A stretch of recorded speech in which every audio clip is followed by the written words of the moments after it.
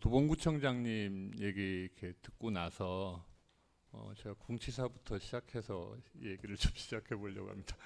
아까 도봉구청장님 발표할 때 보니까 대전차 방호기지 사례 나오던데, 이게 서울시에서 이제 예산을 다루다 보면 자기 실국 것을 어떻게든 갖고 오려면 타실국이 걸 이렇게 주면 안 돼요. 근데 그때 이제 예산 조정회의 할 때 제가 문화본부에서 추진하던 대전차 방호기지 예산 빨리 줘야 된다 주장을 했던 그 생각이 났습니다.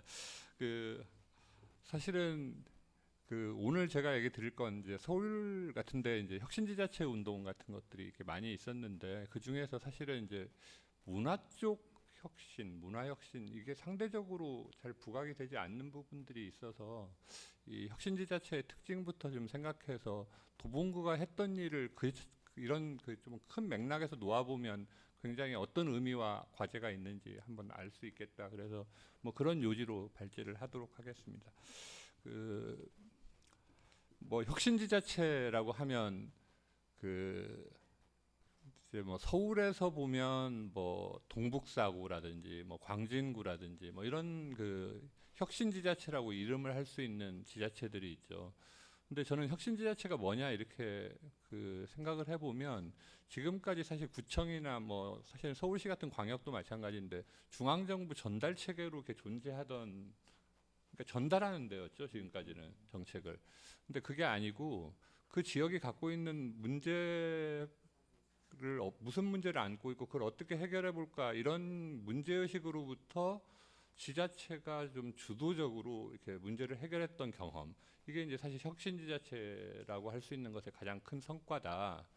이제 그렇게 하려다 보니까 대부분 혁신지자체에서 나타나는 공통적인 특징 중에 하나는 뭐냐면, 우리가 보통 보면 뭐 이런 말이 좀 조심스럽긴 한데 관변 뭐 이런 게 있었죠. 이게 사실은 그래서 이제 관변이랑 행정조직이랑 이렇게 협력하거나 뭐 이렇게 하면서 이제 사실은 자치단체 행정 같은 것들이 이루어졌는데, 이게 이제 혁신지자체를 하는 자치단체에서는 뭐 마을 공동체 주민들이라든지 뭐 사회적 경제를 하는 뭐 이렇게 단체라든지 뭐 말하자면 새로운 뭐 청년들이라든지 이런 사람들을 어떤 시정이나 구정에 이렇게 참여하도록 이렇게 제도화하면서 이 사실은 지자체 행정을 다루는 사람들을 되게 다변화시켰던 것이 굉장히 중요한 요소였다, 이렇게 이제 생각을 할 수 있습니다.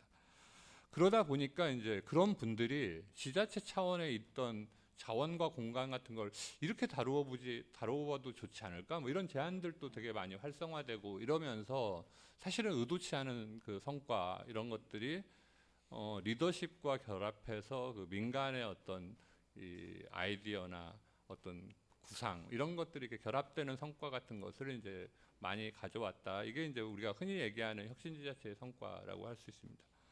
근데 이제 그럼에도 불구하고 그러면 이제 혁신지자체라고 했던 데들이 뭐 요즘 조금 지지부진한 느낌이 든다, 뭐 이런 얘기들을 주변에서 해요. 뭐 좀 떠나 있어서 잘 모르겠는데, 이게 이제 아마 이제 사례 같은 걸 굉장히 많이 만들어 오고 뭐 이렇게 이제 해왔는데, 그다음에 많은 주체들이 또 참여하기도 했고 그랬는데, 사실 이제 우리가 이제 뭐 이것을 담는 게 이제 행정이라는 틀을 통해서 담는 건데, 행정혁신이나 전달체계 혁신 같은 게 조금 미흡하다 보니까 이게 이제 좀 안정적인 시스템에 미달하는 게 나타나고, 그러다 보니까 아우 진짜 피곤하다, 막 이제 이런 반응들이 이제 굉장히 많이 나타나는 것들이 있다. 뭐 이제 이런 걸 짚어볼 수 있고, 사실은 이 문제는 뭐 오늘 주최하는 연구소가 자치분권 연구소기도 한데, 이 권한이라는 게 한쪽에 몰려 있잖아요, 실제로.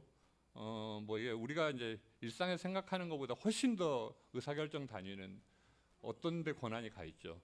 그러다 보니까 이 참여라는 것 자체만으로 이렇게 권한의 분산 이런 게 이제 이루어지진 않잖아요. 그러니까 사실은 이 대등한 파트너십을 구축할 수 있는 권한의 분산 같은 게 좀 이루어져 있어야 되고, 이게 이제 예를 들면 우리가 흔히 얘기하는 자치기도 하고 분권이기도 한데, 사실 이럴 수 있는 기반까지 마련하는 데는 아직 못 미치고 있다, 이제 이런 것을 생각해 볼 수 있다라는 겁니다. 그리고 사실은 서울에서 이제 혁신지자체, 특히 지역에서 혁신지자체 하는 데서도 이런 얘기들은 굉장히 많이 하는데 사실은 이제 인적 인프라가 그렇게 많지는 않다. 이런 일들을 할 수 있는. 그러다 보니까 이제 막 요즘에 이제 지역에 가보면 문화도시 사업 같은 게 많아지기도 하고 뭐 재생 사업이 많아지기도 하니까 막 저 사람 어디가 있지? 그럼 거기가 있고 뭐 이런 일들이 이제 계속 벌어지는 그러다 보니까 이제 안정적인 인적 인프라가 없다 보니까 이제 사실은 그게 그 행정이 뭐 말하자면 뭐 행정에서 그런 얘기 많이 하는데 뭐 분할해서 통치한다 뭐 이런 건데 계속 있지 않으면 사실은 뭐 그렇게 되는 거잖아요. 그래서 이제 그런 한계들 속에 우리가 놓여 있다 이제 이런 걸 생각해 볼 수 있다는 거죠.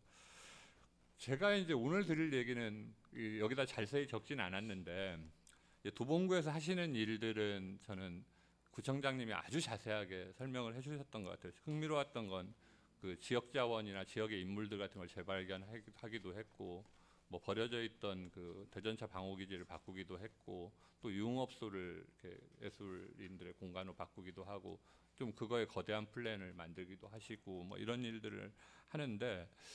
제가 사실 서울시에 있을 때 이제 혁신기획관을 할 때 가장 많이 들었던 얘기가 과거에 알던 분들이 서울시는 다른 혁신은 되게 잘하는 것 같은데 문화혁신은 잘 이렇게 보이는 게 없다. 뭐 이런 얘기를 이렇게 되게 많이 했어요. 그러니까 예를 들면 뭐 사실 마을 공동체 같은 경우에는 뭐 어마어마하게 좀 보였잖아요. 뭐 이렇게 말하자면 뭐 하도 많은 사업도 불러일으키고 뭐 이렇게 했는데 사실은 혁신에서 문화적인 뭐 주제라는 건 굉장히 중요하기도 하고 또 문화 쪽에 관련된 사람들이 혁신에 많이 들어가기도 하고 이런 게 이제 통상인데 서울시 전체로 보이는 문화적 혁신이 뭔가 이런 것들을 설명하기가 이제 사실상 쉽지 않다. 뭐 이런 질문들을 이렇게 계속 받는 거예요. 그래서 이제 혼자 뭐 이제 제가 이제 그때 무슨 생각을 많이 해봤냐면 이 문화적인 혁신이 잘 안 이루어지는 아니 이건 뭐 평가를 좀 담고 있어 조심스럽긴 하지만 문화 쪽에 이렇게 뭐랄까 이렇게 기존의 그 구성을 했던 분들 이외에 새로운 인적인 뭐 젊은층이나 주체들이 이렇게 그 서울시 문화행정이랑 잘 결합하지 않고 조금 밖에 있나? 뭐 예를 들면 이제 이런 생각도 이제 한편에 있었고 서울시가 좀 이렇게 그 문화정책 차원에서 혁신을 어떻게 하고 뭐 이런 식의 좀 총론적인 계획 같은 게 좀 부재한 거 아닌가? 뭐 이제 이런 생각이 좀 들기도 했고 또 뭐 이건 서울시정의 한계라고 볼 수도 있는데 그냥 문화나 예술을 그냥 시민들에 대한 서비스다 이렇게 인지하는 좀 과거의 틀 같은 것들이 좀 유지된 측면도 있고 뭐 말하자면 사실 다른 영역에서는 보면 굉장히 주체고 뭐 거기서 만들면은 막 사업에 반영시켜 주기도 하고 뭐 이런 일들을 굉장히 많이 했거든요. 뭐 참여예산 포함해서 뭐 청년 같은 경우에도 뭐 내면 막 얼마의 예산은 띄어서 뭐 이렇게 주고 뭐 이런 굉장히 혁신적인 실험을 했는데 사실 문화 쪽에는 그런 게 별로 잘 보이지 않았고 그것들을 추동할 수 있는 아까 뭐 동북사구 거버넌스 뭐 이런 얘기 하셨는데 아마 그 행정적인 협의체하고 서울시에서 그 사업을 추진하기 위한 행정기구로서의 추진단하고 또 그 지역에 살고 있는 시민사회하고 저는 사실은 공유된 문제의식 같은 걸 가진 적이 있나? 뭐 이런 생각도 좀 있어요. 그러니까 이제 말하자면 주체 취약성이라든지 뭐 총괄적인 계획의 부재라든지 문화를 인식하는 태도라든지 거버넌스 차원에서 서울시 전체로 보면 문화적인 혁신이 굉장히 이렇게 좀 낮은 수준에 있다. 이렇게 이제 평가할 수 있는데 저는 이런 차원에서 보면 도봉구 사례는 좀 재조명해 볼 필요가 있다고 생각해요. 사실은 재조명되지 않은 게 사실인 것 같아요. 그러니까 예를 들면 저는 이런 건데 구청장님 뵐 때마다 이렇게 꼭 서울시 구청장님들의 맏형 같은 이미지가 계세요. 진짜로 이렇게 때가 보면 맏형 같은 이미지가 계신데 사실은 이때 이제 제가 이렇게 보면 아까 이제 말씀하셨는데 도봉구에 사는 사람들의 자부심을 어떻게 할 거냐. 그다음에 그 사람들이 스스로 활동할 수 있는 공간이라는 조건은 어떻게 만들 거냐. 사실 저는 이런 걸 고민하셨던 것 자체가 굉장히 중요한 문화적 혁신의 그 뭐랄까요? 이렇게 기반 같은 것에 주목하셨다. 이제 이런 생각이 좀 들어요. 그래서 이제 말하자면 그런 작은 변화들을 이렇게 만들어 오시다가 이제 그런 것의 결과물로서 아주 뭐 아까 제가 창동 계획 같은 걸 보면 너무 커서 제가 이렇게 잘 이해는 안 되지만 말하자면 이제 큰 담대한 계획 같은 것을 이렇게 만들어 오셨다. 그런 점에서 사실은 이 뭐랄까 도봉구가 해왔던 이 주민들에게 자부심을 그러니까 변방 이미지 같은 게 있잖아요. 저는 도봉구 이렇게 생각하면 버스 차고지가 많다 이런 이런 느낌이에요.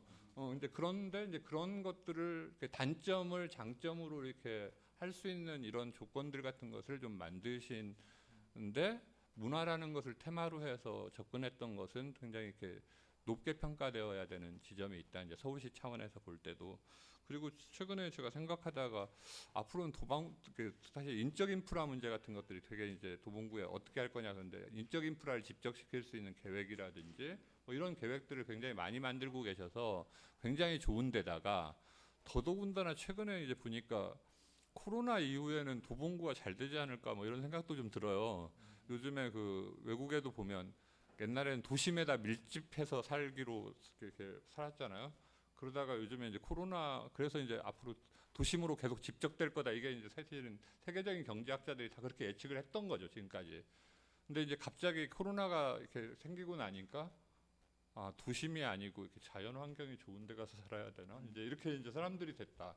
그러면 사실 이제 정주적인 조건이나 사람들의 인적 인프라의 기반 같은 것을 만들 수 있는 뭐 타이밍 같은 것들이 좀 이렇게 잘 맞아 들어가고 있다. 이제 그런 차원에서 이렇게 보면 사실은 이 도봉구가 해왔던 일들을 좀 현 시점에서 다시 좀 평가해보고 아까 이제 저는 거버넌스 얘기 안석희 센터장님 말씀하신 것 중에서 되게 감동스러웠던 게 이런 거예요. 사실은 제가 아까 이 도봉구의 동북사하고 협의체 이런 데를 보면 이렇게 뭐가 이렇게 좀 불일치한다 이런 느낌이 있었는데 사실은 우리가 이제 어디로 가려고 하는 건지 목표는 뭐고 누구랑 갈 건지 뭐 이런 것들을 좀 확인해내는 과정 같은 것들이 사실은 이걸 끌어갈 수 있는 지속성 같은 것을 담보한다라고 할 때 이 거버넌스의 재편이라든지 그다음에 인적인 사람들이 좀 모여들 수 있는 조건이라든지 이런 것들을 이제 도봉구가 이제 고민을 하시고 담대한 계획이 있고 이러면 이제 사실은 아주 문화적인 혁신을 위한 하나의 이제 서울시의 대표 사례, 대표 구정 뭐 이런 걸로 이렇게 자리매김할 수 있겠다 뭐 이런 생각이 듭니다. 그래서